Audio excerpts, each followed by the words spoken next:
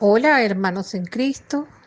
Quiero darles la bienvenida a este último encuentro de la serie que le hemos presentado semanalmente para cerrar este año y preparatorio a la 10ª Asamblea Plenaria de la FEBIC. El tema que escogimos en esta oportunidad es la animación bíblica en el contexto de migración en América Latina. Les habla Rebeca Cabrera, la coordinadora zonal de los países andinos, y me corresponde conversar un poco con ustedes sobre este tema tan complicado, tan trillado, pero a la vez como con tantas aristas que vale la pena seguir viendo como cristianos de qué manera podemos buscarle, pues, si no una solución, una lectura cristiana. Estamos conscientes que en el mundo globalizado de hoy, el ser humano se ha codificado de acuerdo a su estatus económico. Y esto ha traído consigo una grave consecuencia.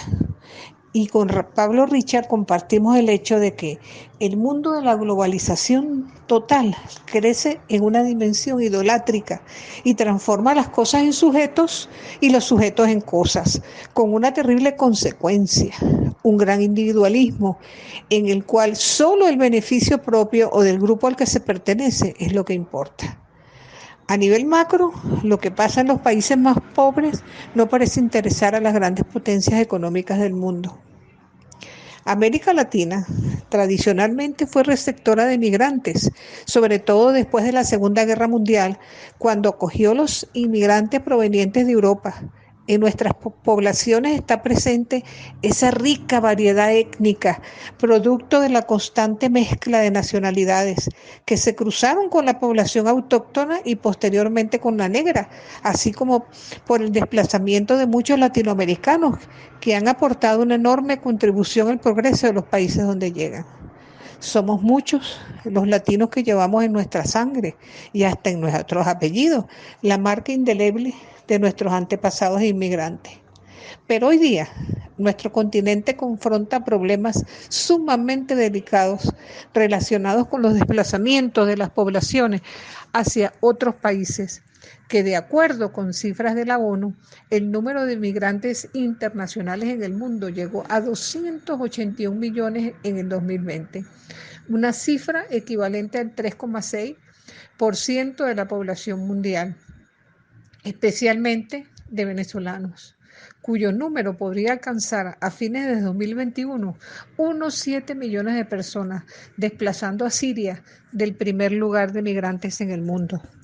Los factores que inciden en el fenómeno de migración tienen que ver con la justicia social, el pleno empleo, igualdad de oportunidades, la vigencia de una verdadera democracia, devastación y colapso económico, contracción vertiginosa de la actividad productiva de los países, empobrecimiento acelerado de la población, la desaparición casi de la clase media, cierre de empresas, inflación galopante, disminución del consumo de alimentos, crisis en la educación de alimentos y medicinas, éxodo de profesionales, deterioro de la atención hospitalaria y una intensa campaña de ideologización.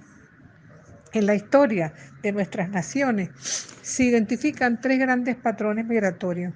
El primero corresponde a la inmigración extranjera.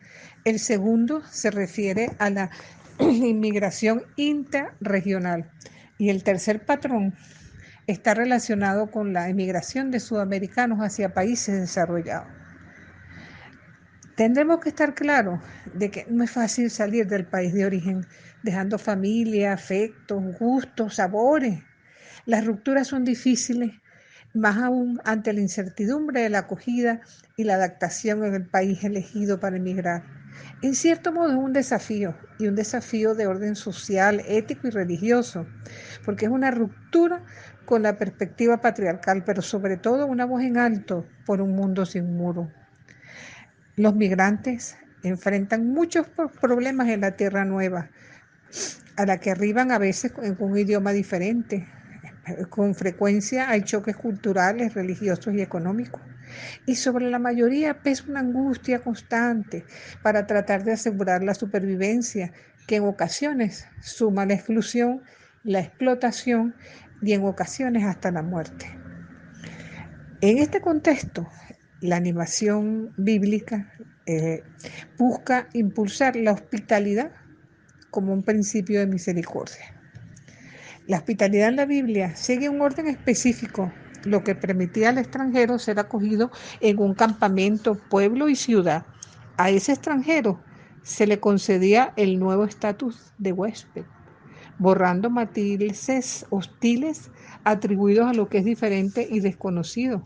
Es más, toda la Biblia se puede leer desde la perspectiva de la migración. Bastan ejemplos como Abraham, Jacob, José, Moisés, todos son extranjeros en la tierra que los acoge. El Papa Francisco, en la Jornada Mundial del Refugiado y Emigrante, afirmó: todos somos protagonistas, todos somos sujetos de evangelización, todos formamos parte del reino de Dios y no que por raza, cultura, lengua, color de piel estemos separados o divididos. Hablar del migrante como lugar teológico es asumir la manifestación del proyecto de Dios para los seres humanos.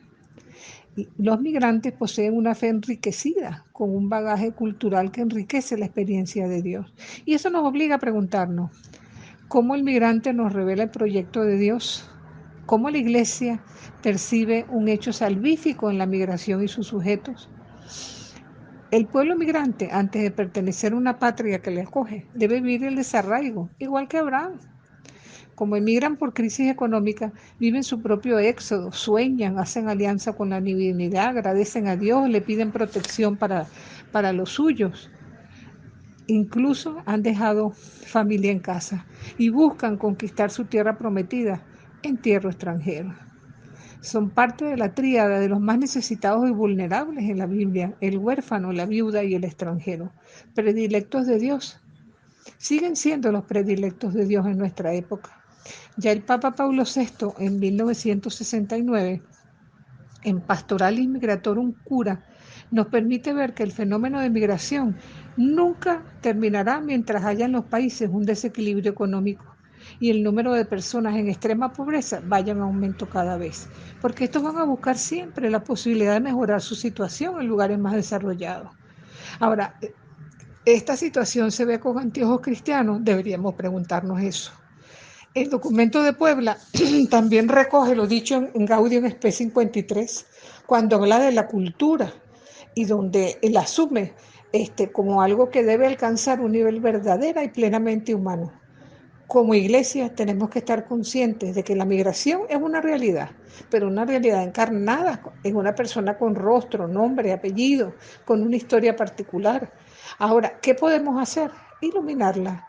¿Cómo iluminamos esa realidad? Con la Escritura, las cuales hacen resplandecer el rostro de Dios en las diferentes facetas que tiene el migrante cuando parte hacia otro lugar, para reconocer esa presencia de Dios en ese itinerario de vida. Y eso como tal, a la Iglesia como institución, nos invita a ser luz para los migrantes y abrirnos a una cultura de acogida que se dirige no solamente a los cristianos, sino a todas las personas de buena voluntad, respetando la fe ajena. Recordemos que Mateo, en la persona de San José, encarna al migrante obligado a salir de su tierra hacia lo desconocido. En su prólogo, Juan también ratifica que todo aquel que lo reciba le da el poder de hacerse hijo de Dios. La encarnación de Jesús fue un abajamiento a nuestra naturaleza, y nos dirá Pablo que tomó la forma de esclavo para conseguir mostrarnos la imagen de Dios en nosotros. Entonces, con esto estamos diciendo que el migrante como persona es también sujeto de la revelación del proyecto de Dios. Entonces, la iglesia, por ende, debe ser el lugar sin frontera, donde todos se sientan parte de una sola familia, donde todos seamos hermanos que se preocupen uno por otro. La animación bíblica de la pastoral, por tanto, se sitúa dentro de la pastoral migratoria y siguiendo autores como Candelario Morán, nos invitan a promover y fomentar en la formación de líderes católicos entre migrantes, partiendo de la realidad concreta de dichos migrantes, a veces marginadas, con carencias espirituales y materiales, incluso a veces necesitados de asesoría legal y sufriendo con frecuencia de desempleo, injusticia, xenofobia, violencia. Entonces, ¿cuál es el método que nosotros desde la animación bíblica podemos tratar de impulsar? Lo primero que todo es escuchar. Es el primer momento de mirar la realidad en los aspectos de la vida diaria y concreta. Posteriormente, aprender, mirar la palabra de Dios y la doctrina social de la iglesia para pedir luz y poder juzgar esa realidad con los ojos de Dios. Finalmente, actuar. El actuar nos compromete a un liderazgo activo. Los equipos tienen que tener en cuenta que son llamados y enviados por la iglesia y que su espiritualidad es esencial para que a través del desarrollo de la misión de servicio a sus hermanos ayuden a establecer el reino de Dios. También el CELAM es enfático en afirmar que quienes trabajan a favor de los migrantes aprendan a escucharlos, convirtiéndose en sus portavoces e implicándolos en acciones efectivas a favor de otras personas que comparten su situación. También en los países de origen es necesario instituir programas de formación para sensibilizar a los potenciales emigrantes sobre los riesgos y peligros vinculados al tráfico de personas, especialmente de mujeres y niños.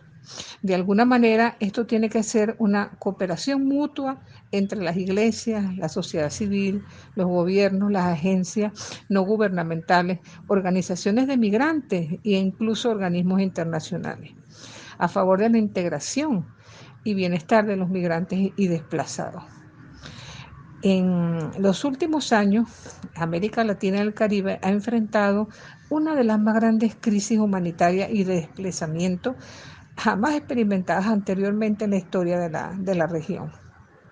La Organización Internacional de Migraciones dice que desde 2010, que se calculaban 8,3 millones de migrantes, al 2020 se le calcula unos 15,8 millones de migrantes, o sea, el doble. Más recientemente, la pandemia de COVID ha afectado la migración y movilidad en la región, puesto que los países han restringido los movimientos y es lógico, ¿no? Tanto los internos como los transfronterizos, para minimizar la propagación e impacto de la pandemia. Ahora, con la finalidad de proporcionar a los no nacionales una protección adecuada durante las crisis, algunos países han realizado ajustes en sus mecanismos administrativos para garantizar la condición migratoria regular de los migrantes. Las experiencias son diversas, desde los que migran con títulos universitarios, posgrado y generalmente se integran sin mayores conflictos en su nueva patria, hasta los que migran buscando condiciones de vida mejor, sin mucha preparación y que muchas veces integran los cinturones de miseria que ya existían en el país que les da acogida.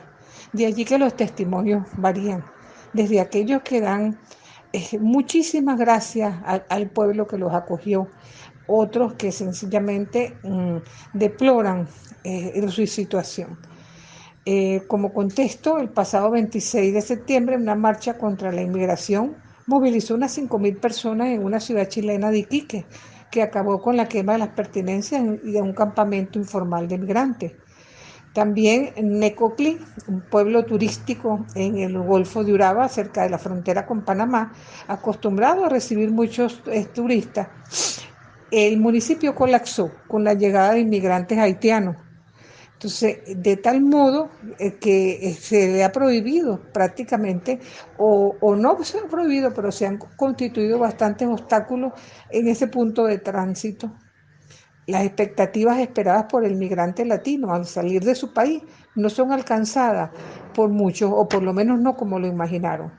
Entonces, sus testimonios de alguna manera hacen referencia a dos tipos de razones: la ilegalidad, que los coloca como ciudadanos de segunda, ¿verdad? Y el no ser capaces de adaptarse a la cultura del país de residencia. Y eso hace que vivan una situación de inestabilidad emocional.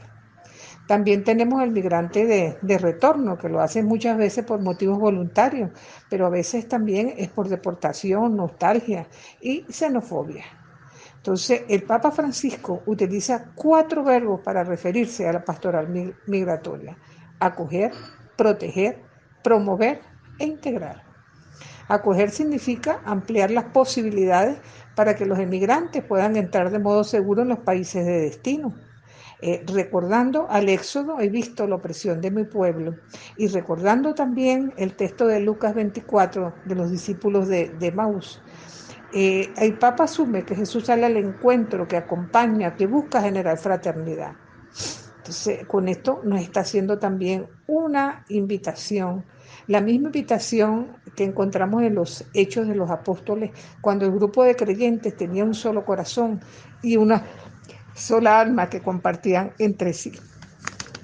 Por ello, ante la llegada a una tierra de personas provenientes de otros lugares, la Iglesia realiza una acogida complementaria. Y esa acogida de alguna manera encuentra su eco en la comunidad y se hace necesario un trabajo en red eclesial. El documento de la red Migrantes con Derechos propone pues varios tipos de acogida, ¿no? Primero, comunidades para familias vulnerables que sean capaces de acompañar a familias en una vivienda independiente. Comunidades de acogida, que son grupos de voluntarios que acompañan a los migrantes sin vínculos en espacios residenciales. Redes de familia, pisos y recursos específicos vinculados a organizaciones de acogida, centros de emergencia, red de parroquias. Por eso sugerimos como las siguientes pistas, ¿no? Planteémonos a nivel personal cómo está siendo la acogida en su comunidad, las personas diferentes. Entonces, ¿es tu comunidad acogedora? ¿Están dispuestos a hacer algo más ante situaciones de necesidad del otro? Para finalizar, quiero presentarles una breve entrevista hecha a la doctora Adela Cortina, filósofa y catedrática de Ética de la Universidad de Valencia, sobre el tema, que interpela al oyente sobre su postura sobre el inmigrante. Es una entrevista muy corta, les recomiendo que la escuchen con atención. Dios les bendiga a todos, que el niño Jesús que se encarna nuevamente este año lo haga en el corazón de cada uno de nosotros y nos permita ser cada vez mejores cristianos, mejores ciudadanos y practicar y vivir en profundidad lo que el reino de Dios nos obliga. Soy Adela Cortina, catedrática emérita de Ética y Filosofía Política. He escrito varios libros: ¿Para qué sirve realmente la ética? Y Aporofobia, el rechazo al pobre.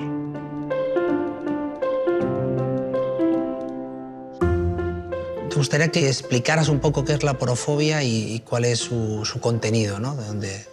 Y yo me preguntaba si hay tanto rechazo al extranjero o a determinados extranjeros sí y a determinados extranjeros no.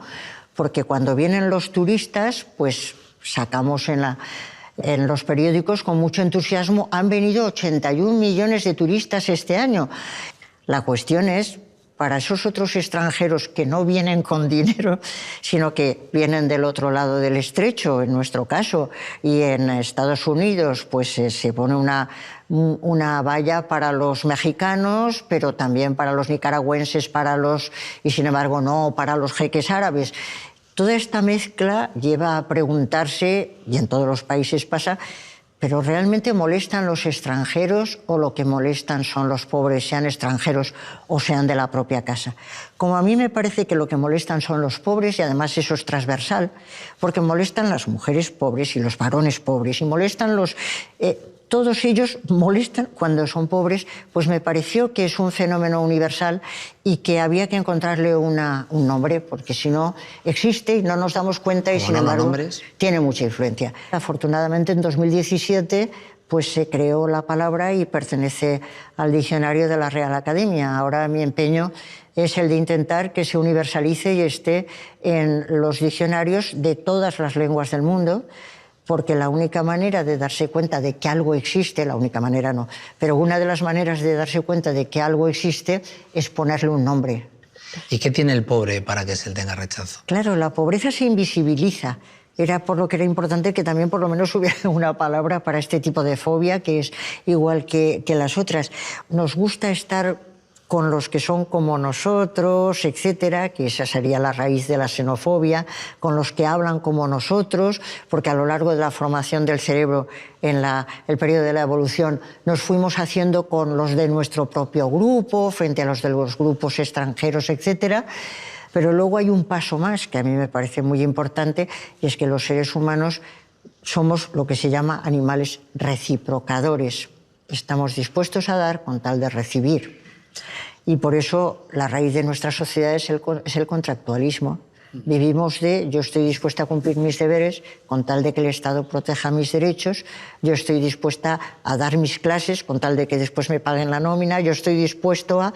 Es ese dar y recibir, y vivimos en la sociedad del intercambio, del contrato, del pacto. Pero ¿qué pasa con algunos que parece que no tienen nada interesante que dar? Que ofrecer, claro. Que no pueden dar nada en intercambio. Y estamos acostumbrados a hoy por ti, mañana por mí, etcétera. Y ahí los que parece que no pueden dar nada a cambio son los pobres. Por eso la palabra aporofobia viene de aporos, que es pobre en griego, y fobeo, que es temor, recelo. Y es el rechazo al pobre que, a mi juicio, tiene una base cerebral y por lo tanto es universal, porque frente al que no puede darnos nada interesante a cambio, o eso creemos, lo que hacemos es ponernos en guardia, rechazarlo y dejarlo de lado. ¿Y educativamente cómo podemos trabajar para Pues educativamente, primero hay una excelente noticia, y es que el cerebro es plástico. El cerebro es plástico y esa es la base de la educación. Podemos cambiarlo, podemos forjarnos nuestro propio cerebro, nuestro propio carácter, nuestras propias tendencias y predisposiciones. Y en ese sentido es en el que creo que en la educación hay una tarea impresionante. Porque lo que es claro, entre muchas otras cosas, es que la aporofobia va en contra de la dignidad humana y en contra de la democracia. La democracia tiene que ser inclusiva necesariamente y la aporofobia es excluyente. No puede haber una sociedad aporófoba y a la vez democrática. Y sin embargo, todas las sociedades que conozco son aporófobas. A las chicas jóvenes eso les parece verdaderamente llamativo. ¿Pero por qué? ¿Por qué estamos haciendo esto? Por eso me parece que la educación tiene mucha tarea. Entonces, bueno, yo creo que la aporofobia en ese sentido es un tema con el que hay que acabar, y no solo es educativo, sino es institucional. Hay que acabar con las desigualdades en el siglo XXI. Eso está claro.